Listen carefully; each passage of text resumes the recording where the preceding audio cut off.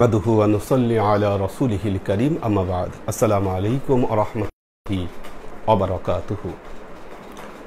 মোহাম্মদী দরবারের সাপ্তাহিক শুক্রবারের ক্লাস আজকে শুরু করতে যাচ্ছি এবং আজকের আমাদের ক্লাসের বিষয় মূলত তাফসিরুল কোরআন। আমরা কোরআনের তাফসির শুক্রবার যেটি করে থাকি, আমরা সেই কোরআনের তাফসির দিয়ে আজকে আমাদের ক্লাসগুলো শুরু করছি। আজকে আমরা সূরা বাকারার দুটো আয়াত তাফসির করব। আমরা যে জায়গায় তাফসির শেষ করেছি, ওয়া ইযা কিলা ক্বালু ইন্নামা নাহনু মুসলিহুন আলা ইন্নাহুম হুমুল মুফসিদুনা ওয়ালাকিন লা ইয়াশউরুন। অর্থাৎ যখন তাদেরকে বলা হয় ওয়া ইযা কিলা লাহুম লা তুফসিদু ফিল আরদি, যখন তাদেরকে বলা হয় তোমরা জমিনের বুকে ফাসাদ করো না, ক্বালু ইন্নামা নাহনু মুসলিহুন, তারা বলে যে আমরা তো আসলে কেন ফাসাদ করছি, আমরা তো আসলে ফাসাদকারী নই, বরং আমরা এই পৃথিবীতে আরো সমস্যাগুলোর সমাধান করে দিচ্ছি। আল্লাহ বলেন আলা ইন্নাহুম হুমুল মুফসিদুনা ওয়ালাকিন লা ইয়াশউরুন, আল্লাহ বলছেন বরং এরাই হচ্ছে পৃথিবীতে ফিতনা ফাসাদ সৃষ্টিকারী, কিন্তু তারা আসলে বুঝছে না। আমরা এই আয়াতের কিছু দূর তাফসির করেছিলাম, আরো কিছু আলোচনা আমরা করতে পারি। আসলে দেখুন, আমরা জানি যে বর্তমানে আমাদের দিনগুলো, আমাদের ধর্ম ইসলাম ফিতনা ফাসাদে আজকে ভরে গেছে। চতুর্দিক থেকে আমরা ফিতনার আবির্ভাব দেখতে পাচ্ছি। মানুষ ফিতনা সৃষ্টি করছে, যারা ফিতনা সৃষ্টি করছে তারা বলছে যে না, আমরা তো আসলে ফিতনা সৃষ্টি করছি না, বরং আমরা আসলে দিনকে আমরা পরিশুদ্ধ করতে চাচ্ছি। প্রশ্ন হচ্ছে আসলে কোনটি সঠিক? তারা কি আসলে ফিতনা করছেন, না তারা আসলে দিনকে পরিশুদ্ধ করছেন? এটা বড় একটা কোশ্চেন। আমরা বিভ্রান্ত হয়ে যাচ্ছি, বিভ্রান্তির মধ্যে পড়ে যাচ্ছি। আমরা আসলেই ভেবে কুলকিনারা করতে পারছি না যে আসলেই কি তারা ইসলামের মধ্যে সমাধা করছে, না আসলেই তারা ইসলামের মধ্যে ফিতনা তৈরি করছে। দেখুন, আল্লাহ তাআলা তার কালামে পাকে বান্দাদেরকে একটি বিশেষ নির্দেশ দিয়েছেন, বলেছেন ওয়াতাসিমু বিহাবলিল্লাহি জামিআ ওয়ালা তাফাররাকু, তোমরা আল্লাহর রজ্জুকে, আল্লাহর রশিকে তোমরা শক্তভাবে ধারণ করো, ওয়ালা তাফাররাকু, নিজেদের মধ্যে ফেরকাবন্দি তৈরি করো না, পৃথক পৃথক করে দিও না। একটা জিনিস মনে রাখবেন, যারা ফেরকা তৈরির পক্ষে কাজ করছে, যারা মুসলমানদের মধ্যে বিভ্রান্তি বাড়িয়ে দিচ্ছে, যারা মুসলমানদের মধ্যে মত দ্বিমতের তৈরি করছে, এরা সবাই কাল কিয়ামতের ময়দানে আল্লাহর কাছে জিজ্ঞাসিত হবেন, তার রাসূলের কাছে অবশ্যই জিজ্ঞাসিত হবে কেন তারা তাদের রাসূলের দ্বীনকে নিয়ে এই ধরনের কর্মকাণ্ডে লিপ্ত হয়েছিল। দেখুন, আমরা যদি ইতিহাস যাচাই করি, এখন যে বর্তমান একটা নতুন কালচারাল আগ্রাসন তৈরি করার চেষ্টা করা হচ্ছে ইসলামের মধ্যে, আসলে এর শুরু কোথায়? দেখুন, বর্তমান সময়ে আমাদের কিছু কালচারের বিরুদ্ধে আসলে কথা বলা হচ্ছে।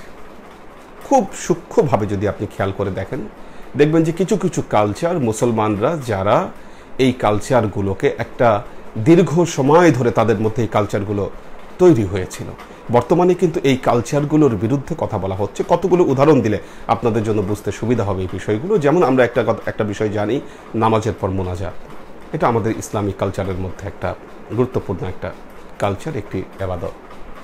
অথবা শবে বরাত, অথবা ঈদে মিলাদুন নবী, অথবা মুসলমানদের বিভিন্ন আচার অনুষ্ঠান, এগুলোর বিরুদ্ধে আজকে কথা বলা হচ্ছে। কেন?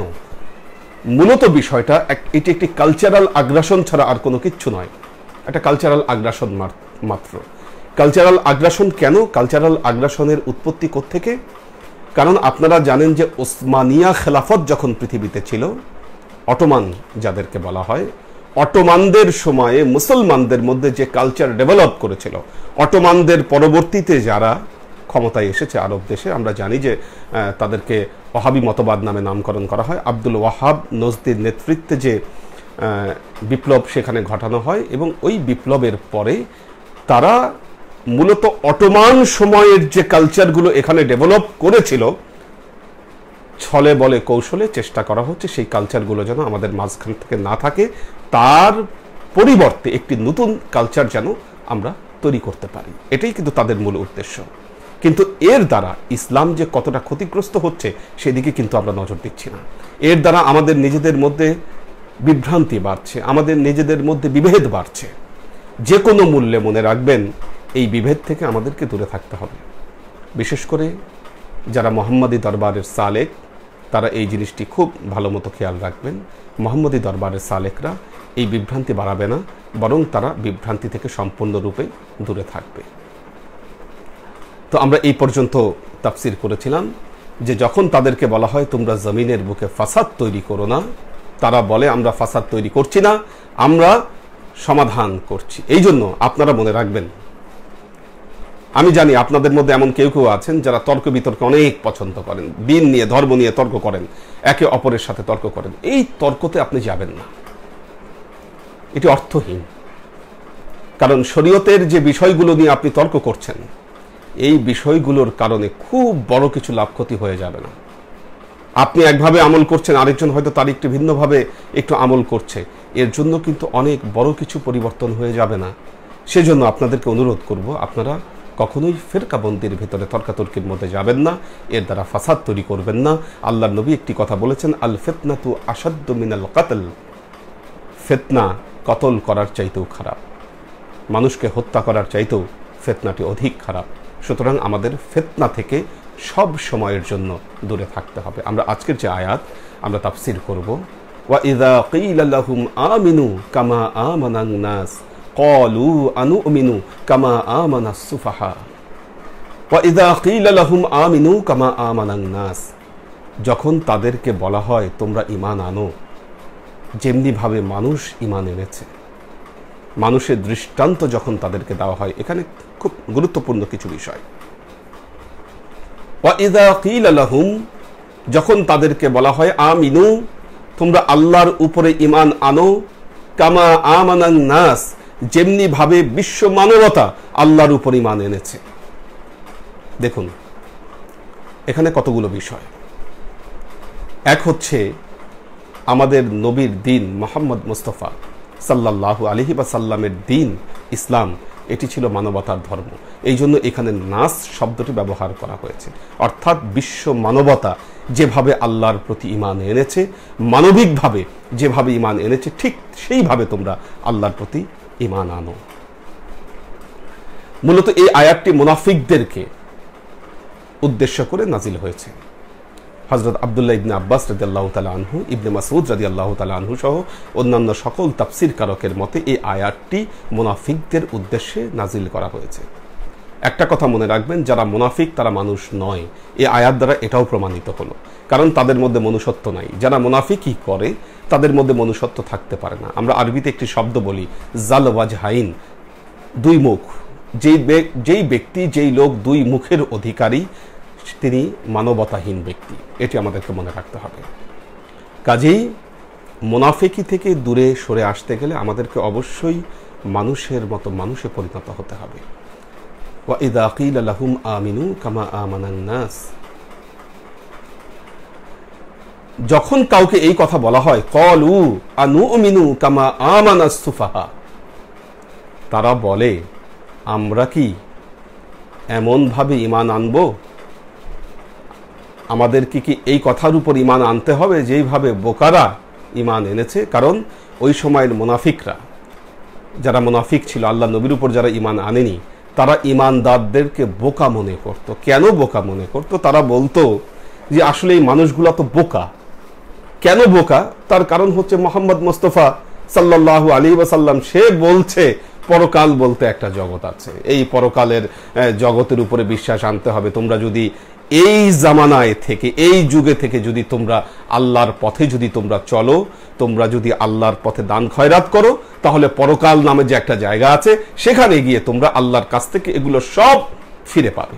আল্লাহ নবী এই কথা বলছে, মা ইনদাকুম ইনফাদু আমা ইনদাল্লাহি বাকিন, তোমাদের কাছে যা আছে সেটি ধ্বংস হয়ে যাবে, বরং আল্লাহর কাছে তোমরা যেটি রাখছো সেটি তোমরা ফিরে পাবে।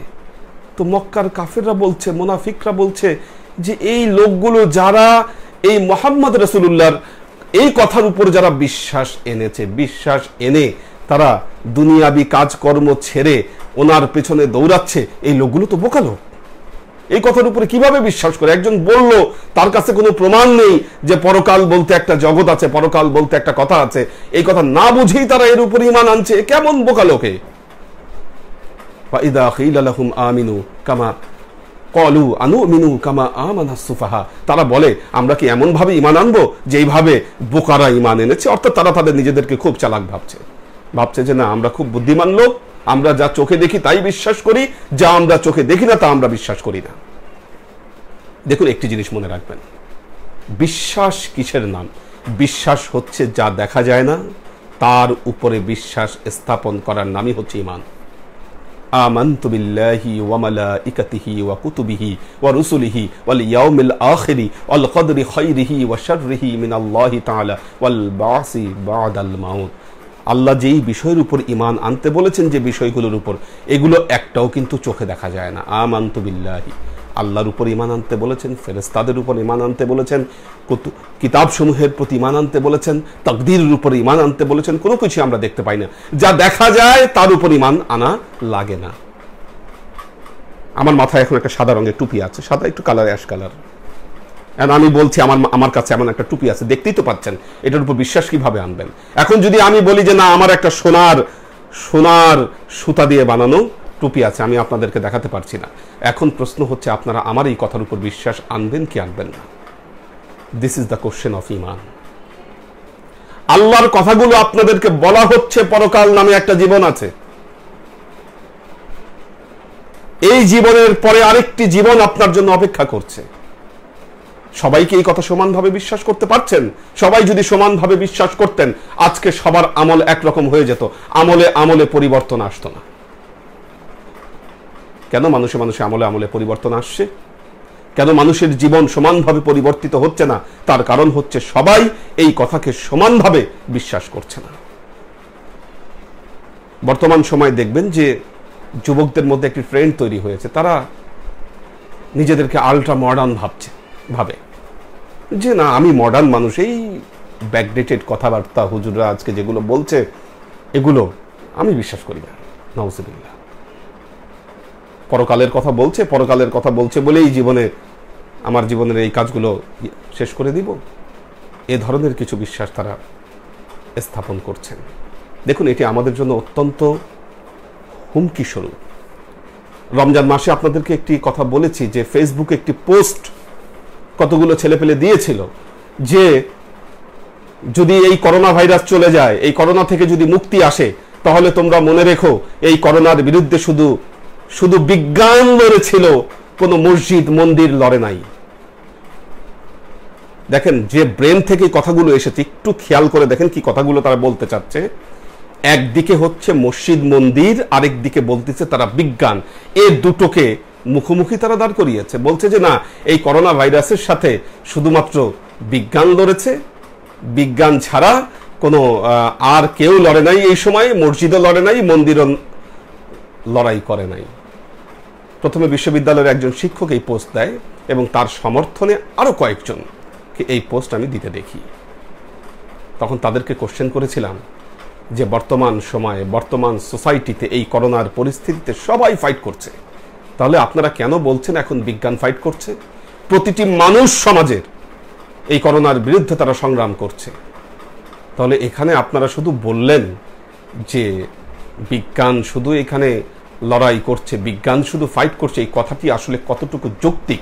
আপনার মন কি বলে? আপনারাই বলেন এই কথাটা কতটুকু যৌক্তিক আসলে। দ্বিতীয়ত হচ্ছে, কোনো কিছুকে দাঁড় করালেন না আপনি বিজ্ঞানের বিপরীতে, শুধুমাত্র মসজিদ আর মন্দিরকে দাঁড় করালেন, গির্জা প্যাগোডাকে দাঁড় করালেন। বিষয়টা কি আসলে? ষড়যন্ত্রটা কোথায়? ষড়যন্ত্রটা হলো ধর্মহীনতার ষড়যন্ত্র। মানুষকে ধর্মহীন করার জন্য এই সমস্ত কথা বলা হচ্ছে এবং এই সমস্ত পোস্ট দিয়ে মানুষের ঈমানকে নষ্ট করা হচ্ছে। একটি জিনিস মনে রাখবেন, কেউ যদি এই পোস্টে লাইক দিয়ে থাকেন, এই ধরনের পোস্টে, তিনি তার জন্য, ঈমানের জন্য হানিকর একটি কাজ করেছেন।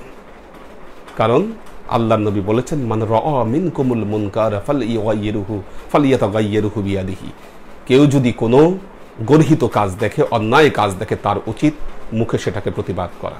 যদি সেটা সে না পারে তাহলে সে হাত দিয়ে যেন সে প্রতিবাদ করে, যদি এটাকে সে না পারে সে মুখ দিয়ে যেন প্রতিবাদ করে, যদি এটাও সে না পারে অন্তরে যেন সে ওই কাজকে খারাপ জানে। যালিকা আযআফুল ঈমান, আল্লাহর নবী বলেছেন এটাও হচ্ছে ঈমানের একদম সর্বনিম্ন পর্যায়ের কথা। কাজে এই সমস্ত কথা যারা বিশ্বাস করবেন, এই সমস্ত পোস্টে যারা লাইক দিবেন, তারা প্রত্যেকে গুনাহগার হবেন, এটা মনে রাখবেন। এবং যেখানে এই কথাগুলো দেখবেন আপনাদের উচিত এগুলোকে প্রতিবাদ করা। আপনার সন্তানকে আপনি ধর্মহীন শেখাচ্ছেন,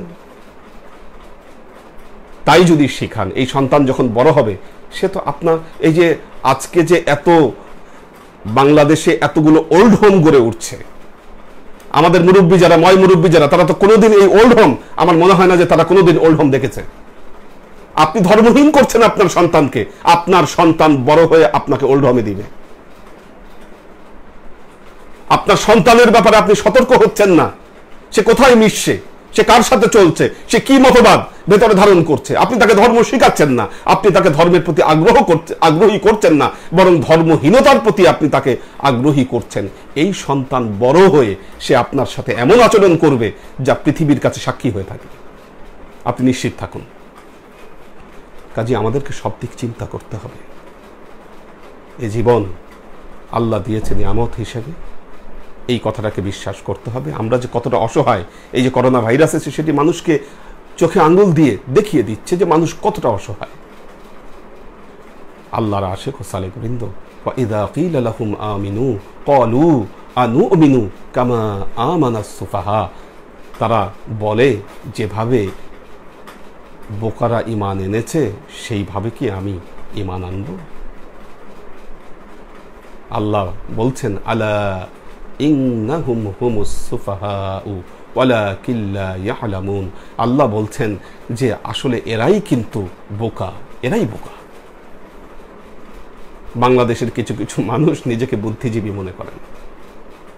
বুদ্ধিজীবী কেন তিনি বুদ্ধিজীবী? তার কারণ হচ্ছে তিনি বুদ্ধি বেচে খান।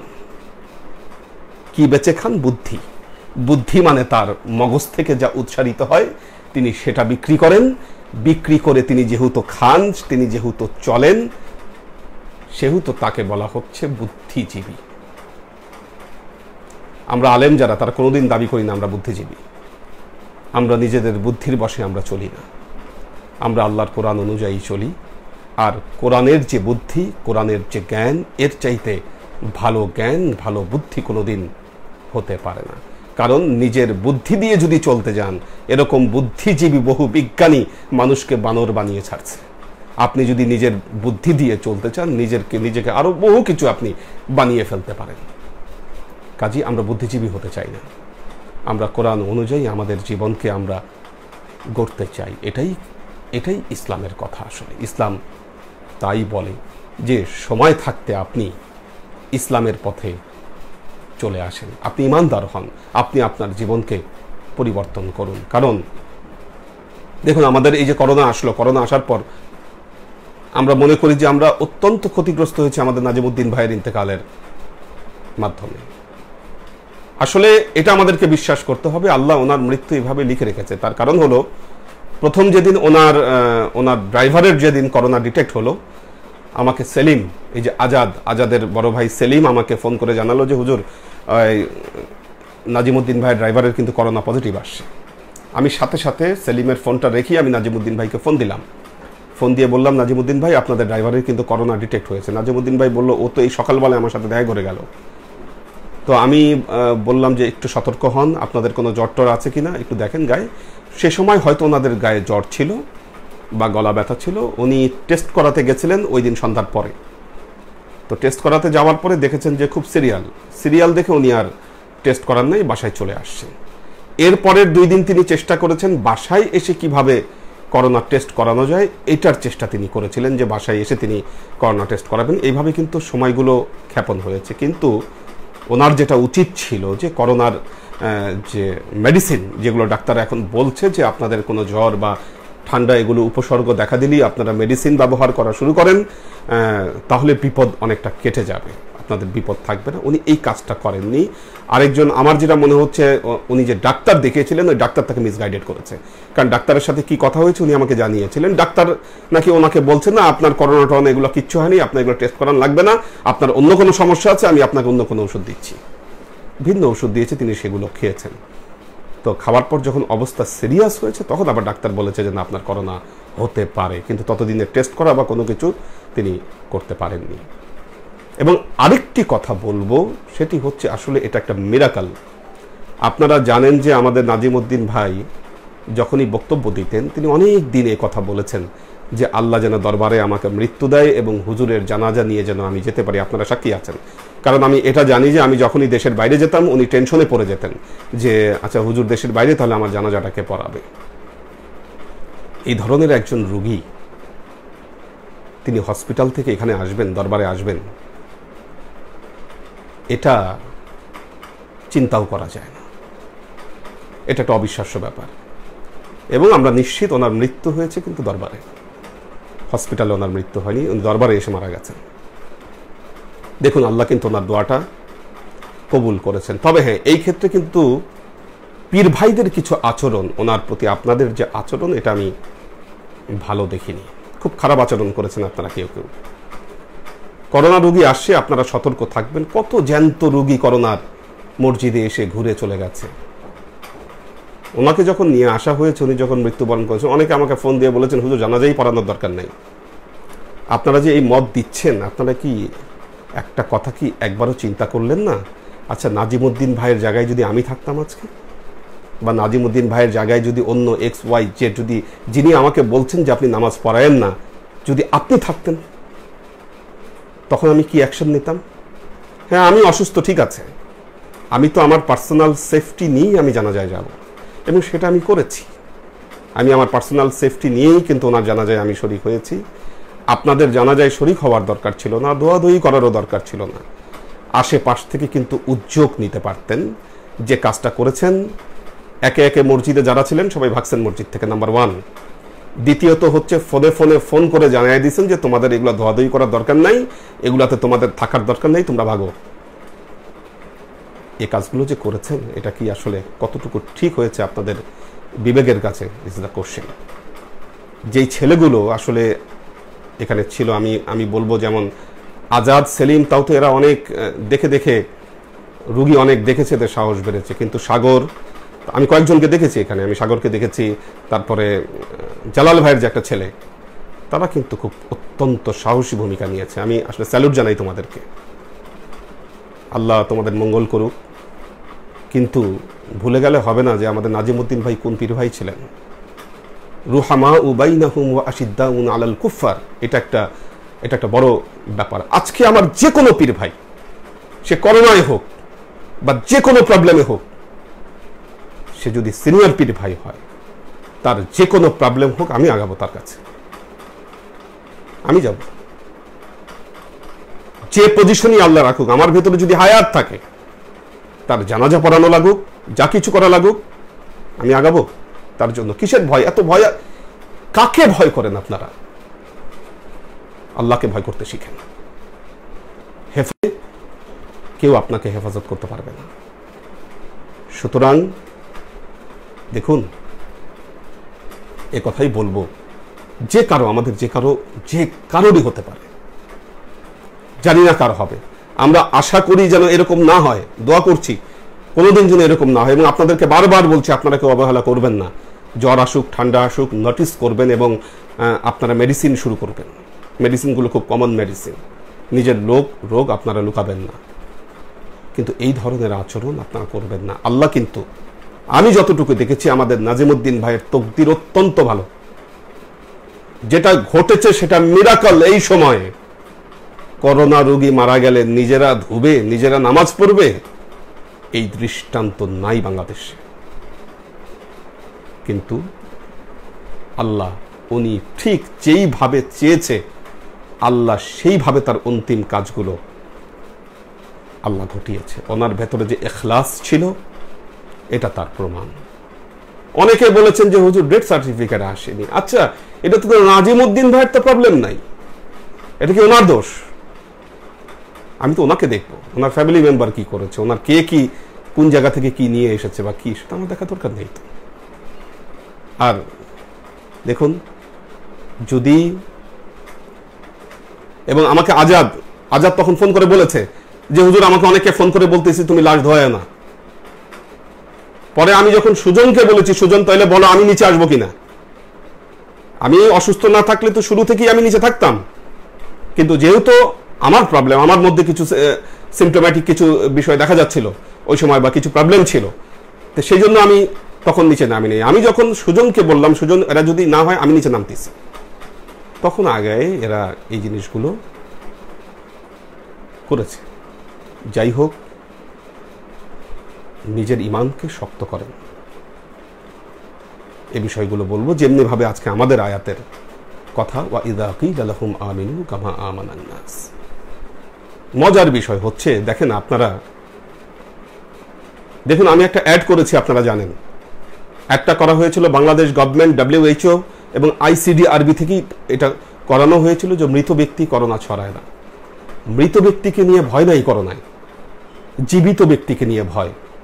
আমি নিচে নেমে নাজিমউদ্দিন ভাইয়ের জানাজা পড়েছি, আমি ওনার মুখ দেখেছি, চেহারা দেখেছি, আমি লাশ খুলে আমি দেখছি কি হয়েছে বলেন। মৃত ব্যক্তি থেকে করোনা ছড়ায় না, কারণ মৃত ব্যক্তির তো শ্বাস প্রশ্বাস নাই, শ্বাস প্রশ্বাস না থাকলে সে করোনা ছড়াবে কে? কিন্তু আপনার আশেপাশে জ্যান্ত বহু এফেক্টেড মানুষ যে ঘুরে বেড়াচ্ছে, তারা যে আপনার ভেতরে করোনা ছড়ায় দেওয়ার সম্ভাবনা তৈরি করছে, সেখানে তো আপনি নজর দিতে পারছেন না।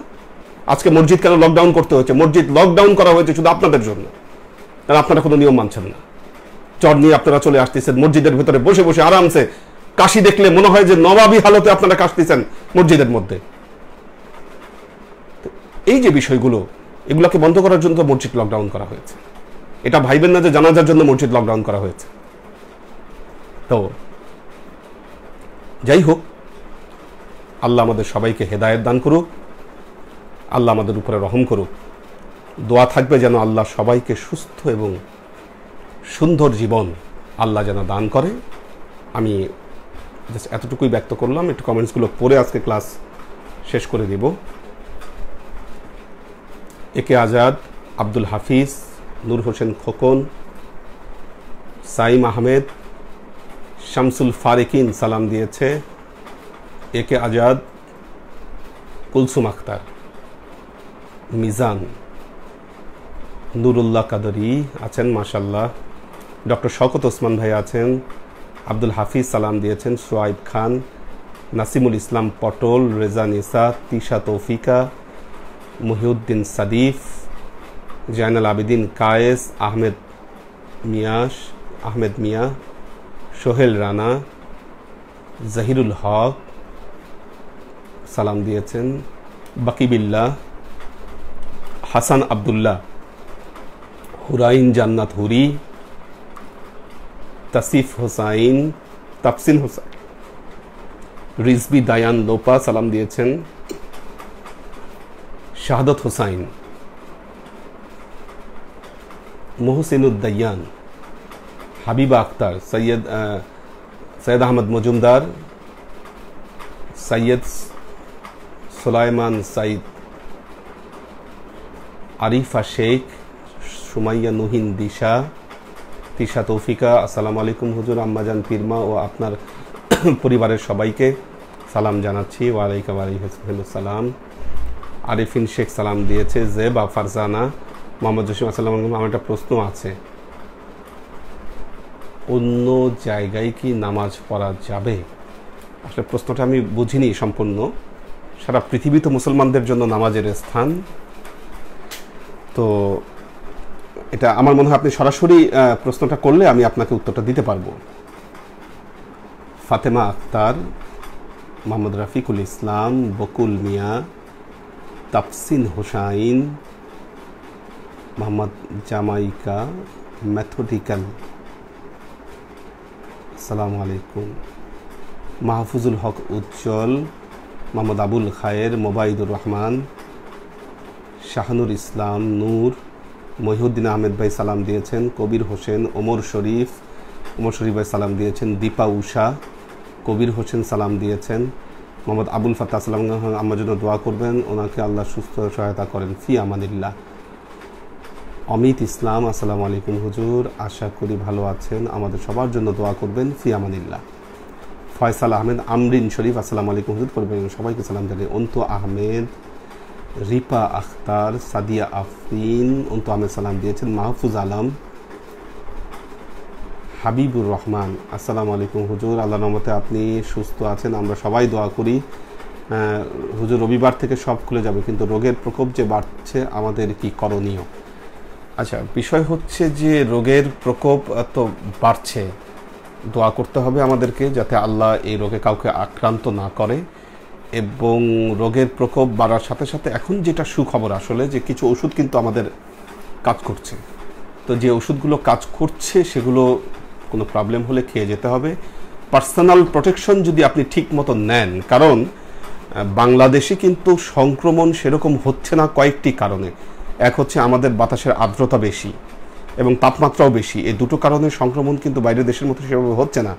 কাজেই পার্সোনাল প্রোটেকশন নিয়ে কাজ করে যেতে হবে, একদম এখন ঘরে বসে থাকলে হবে না, আল্লাহর উপর ভরসা করুন। আসসালামু আলাইকুম হুজুর, আগামী 7 দিন বিশেষ কাজ ছাড়া হুজুরের পরিবারের সাথে দেখা করা থেকে আমাদের বিরত থাকার বিষয় হুজুর সিদ্ধান্ত নেবেন ইনশাল্লাহ। ইব্রাহিম জি, আমি ইনশাল্লাহ এই বিষয়ে একমত এবং আমি মোটামুটি তো আইসোলেশনে আছি এখনও, যদিও এখন আল্লাহর রহমতে পুরোপুরি সুস্থ, আল্লাহ এখন কোনো প্রবলেম দেখছি না, বাকিটা আল্লাহ ভালো জানে আর কি, যে ভেতরে কোনো সমস্যা বা কিছু আছে কিনা, কারণ এখনও রিপোর্ট পাইনি টেস্টের, আল্লাহ ভালো জানেন। সাদিয়া আফরিন সালাম দিয়েছেন। আচ্ছা, মাহফুজুল হক, হাসান আবদুল্লাহ হুজুর আসসালামু আলাইকুম, আপনি ভালো আছেন, আমাদের সবার জন্য দোয়া করুন, আম্মাজান পীরমা সহ সবাইকে সালাম দিবেন, ফি আমানিল্লাহ। সেলিম চিশতি, আমিনুল ইসলাম বাপ্পি, লিয়াকত হোসেন ইমন, সৈয়দ নাসিমুল ইসলাম পটল, আচ্ছা নাসিয়া নাজাফ, সাইফুল্লাহ চৌধুরী রানা, সেলিম চিশতি সালাম দিয়েছেন। আফতাবুর রহমান, মোহাম্মদ দেলোয়ার, মাসুদ মুনিমি, জিনাত আয়াত, লাকি ফাহাদ, রাহিমা আক্তার রাহিমা, সাগর সরকার, আলামিন প্রয়াস, হেকমত উদ্দিন, রাহিমা আক্তার রাহিমা হুজুর আসসালামু আলাইকুম, কেমন আছেন? একে আজাদ হুজুর আপনার সাথে একমত, আমাদের যত পীর ভাই আছে যদি তাদের কোনো কিছু হয় আমি তাদের কাজ সম্পন্ন করতে রাজি আছি, আল্লাহ উত্তম যাজা দান প্রদান করুক, এমন কারো না হোক, আমরা এই দোয়াই শুরুতে করছি। এবং একটা কথা হচ্ছে যে আমি যখন হসপিটালে টেস্ট করতে গেলাম, আসলে মূলত একে আজাদ এবং সেলিম এ দুইজন বলেছিল যে হুজুর, ওরা কিন্তু নাজিমুদ্দিন ভাইয়ের নাম উল্লেখ করে বলেছিল যে হুজুর নাজিমুদ্দিন ভাইয়ের যদি কোনো কিছু হয় আমরা তার লাশ ধোয়াবো, এ কথা আজাদ এবং সেলিম বলেছিল। মূলত ওনাদের দুইজনের কথার উপরে ভিত্তি করেই কিন্তু আমি আরো সাহস পেয়েছি, এটা বাস্তব কথা, তারাই কিন্তু শুরুতে বলেছিল যে হুজুর আমরা ধোয়াবো কোনো প্রবলেম হলে। এই জন্য দেখুন যে বাকি পীর ভাইদের জন্যও কিন্তু তারা সাহস করে এই কথাটা বলেছেন।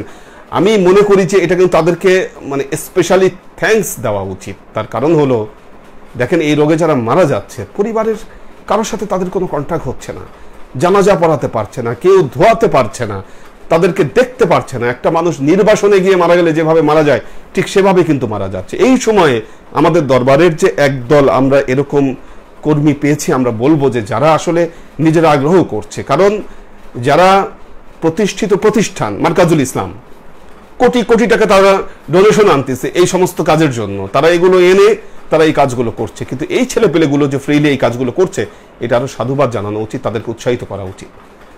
ধন্যবাদ জানাচ্ছি এবং আল্লাহর কাছে শুকরিয়া আদায় করছি যে তোমাদের মতো মানুষ আমরা এখানে পেয়েছি। মোহাম্মদ মাফিজ, মোহাম্মদ আহমেদ, শামসুস সাদিকিন, ফিরোজ আলম, রিয়াজউদ্দিন মান্না, আমেনা বেগম সালাম দিয়েছেন। ফিরোজ আলম আসসালামু আলাইকুম হুজুর, কেমন আছেন সবাই? আলহামদুলিল্লাহ। শাকেরা আফজারা, জেবা ফারজানা সালাম দিয়েছেন। শাকেরা আফজারা সালাম দিয়েছে। মোহাম্মদ শামসুস সালিহিন সালাম দিয়েছে।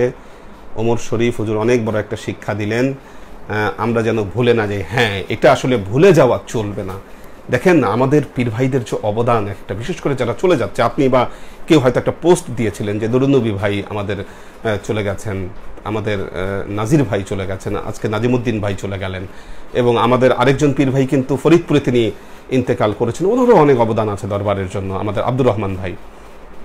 ওনাদের অবদানগুলো ভুলে গেলে কোনোদিন হবে না, এবং ওনাদের আসলে ওনারা যেভাবে চলে যাচ্ছে আপনাদেরকে সেভাবে গড়ে উঠতে হবে। যারা নতুন যারা আছেন তারা তো একদিনে গড়ে ওঠেন নাই। আজকে নাজিমুদ্দিন ভাই একদিনে হয়নি, আজকে নুরুন্নবী ভাই একদিনে গড়ে ওঠেনি, বহু সময় লেগেছে এনাদের গড়ে উঠতে। তো এনাদের অবদানগুলো ভুললে হবে না, এটা মনে রাখতে হবে সব সময়। এবং সব সময় যারা চলে গেছে তাদের জন্য আমরা যখনই দোয়া করি, তাদের কথা স্মরণ করে, তাদের কথা মনে করে আমরা তাদের জন্য দোয়া করি। এটাই প্রমাণ করে তারা যে সাদকায়ে জারিয়াগুলো করে গেছেন, আল্লাহ কিন্তু এগুলোকে কবুল করেছেন। এই জন্য আমাদের অন্তরে তারা এখন পর্যন্ত আছেন। যারা চলে গেছে, আমাদের ইয়াহিয়া ভাই চলে গেছে, এভাবে যারা দরবারের সাথে সম্পৃক্ত ছিলেন আস্তে আস্তে করে তারা চলে গেছেন, সবাইকে কিন্তু মনে রেখেছি আমরা, ভুলিনি কাউকে ইনশাআল্লাহ, সবাই অন্তরে আছে। তিশা তৌফিকা সালাম দিয়েছে, রাফিউর রহমান আসিফ আসসালামু আলাইকুম হুজুর কেবলা, কেমন আছেন? পরিবারের সবাই? হ্যাঁ আলহামদুলিল্লাহ, আল্লাহ সুস্থ রেখেছে। সিয়াম সালাম দিয়েছে, আনিসুর রহমান মোহাম্মদ আসসালামু আলাইকুম হুজুর। আব্বু আপনাকে সালাম দিয়েছে, হ্যাঁ দোয়া করি আল্লাহ সুস্থ করে দিক, আল্লাহ সুস্থ করে দিক। এখানে আরেকটা কথা বলি, আমার কিন্তু এই অভিযোগগুলো আমি যেগুলো বলছি বুড়াদের ব্যাপারে না, কারণ আমি তাদেরকে দরবারে আসতে বা যে কোনো এই ধরনের কার্যক্রমে অংশগ্রহণ করতে নিষেধ করেছি যারা বয়স্ক আছেন। আমাদের মহিউদ্দিন ভাই, তারপর শামসুল ভাই, এইভাবে এই বয়স্ক যারা আছেন, যারা আপনারা জানেন যে আসলে বয়স্ক মানুষের এই সময় মসজিদে আসাটা সেফ নয়, তাদেরকে কিন্তু বরাবরই অনুৎসাহিত করে আসছি। কাজে আপনারা অসুস্থ বোধ করলে বাসায় থাকুন। আসসালামু আলাইকুম হুজুর কেবলা, সুলেমান কাকা পরিবারের একসাথে দেখছি মাশাআল্লাহ। এইচকে হানিফ, আচ্ছা হানিফকে ধন্যবাদ, নেট লাইন ঠিক করে দিয়ে গেছো। মাকসুদ আনাম, কবির হোসেন, ইসমাইল হোসেন, মাকসুদ আনাম সালাম দিয়েছে। মিটাকুল আসমুন,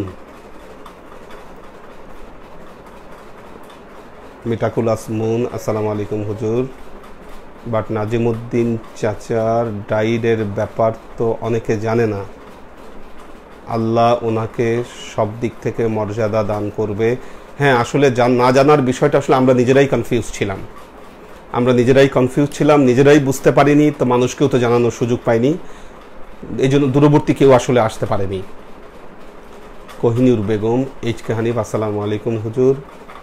কালকে মেডিসিনগুলার কথা বলেছেন, ওই মেডিসিনগুলার নাম দরবারের পেজে পেস্ট করে দিলে ভালো হতো। হ্যাঁ ঠিক কথা বলেছ, আমি এটা ইনশাল্লাহ পেস্ট করে দেবো ইনশাল্লাহ। কোহিনুর বেগম, হুজুর আসসালামু আলাইকুম, কেমন আছেন? আম্মাজান পীরমা কেমন আছেন? আচ্ছা ওয়াসিফ আহমেদ জয়, আসসালামু আলাইকুম হুজুর, কেমন আছেন? নূর হোসেন খোকন, হুজুর পীর ভাইদের জন্য আমাদের ভালোবাসা আর কবে হবে? হ্যাঁ আমার আশা করি যে আপনারা যারা ইয়াং জেনারেশন আছেন তারা অবশ্যই পরিবর্তন আনবেন। একটা কথা মনে রাখবেন, পরিবর্তন আনতে হবে, পরিবর্তিত হতে হবে। কারণ কতগুলো উদাহরণ দেই, আমাদের পৃথিবীতে একটা কোম্পানি আছে, মাল্টিন্যাশনাল কোম্পানি কোডাক, তারা ফিল্ম বানাতো, যে ছবি তোলা হয়, ছবির ফিল্ম তারা বানাতো। এই কোম্পানির একসময় সারা পৃথিবীতে লক্ষ লক্ষ কর্মী ছিল, কোম্পানিটি বন্ধ হয়ে গেছে, দেউলিয়া হয়ে গেছে পুরো কোম্পানি। আপনারা জানেন যে নোকিয়া মোবাইল ফোন একসময় কত জনপ্রিয় ছিল, এখন কিন্তু এটি বন্ধ হবার উপক্রম। কেন? তার কারণ হচ্ছে তারা সময় মতো নিজেদেরকে চেঞ্জ করতে পারেনি। কারণ চেঞ্জ করতে হবে নিজেদেরকে। আমরা যদি নিজেদেরকে পরিবর্তন করতে না পারি, আমাদেরকে থেমে যেতে হবে। যারা নিজেদেরকে পরিবর্তন করতে পারে তারা এগোতে পারে, মনে রাখবেন জীবনে। এটা সবার জন্য এই মেসেজ। আপনারা দেখবেন যে দরবারেরও কিন্তু কিছু কর্মকাণ্ডে, কিছু কাজে পরিবর্তন। এই যে যেমন ধরেন আমি ইন্টারনেটে যখন ক্লাস নেওয়া শুরু করলাম বা ক্লাসের ব্যবস্থা করলাম বা ফেসবুকে আইডি খুললাম, অনেকে সমালোচনা করেছে, এই বলে কি দরবারে মসজিদের মধ্যে ইন্টারনেট চালাবে বা কিছু।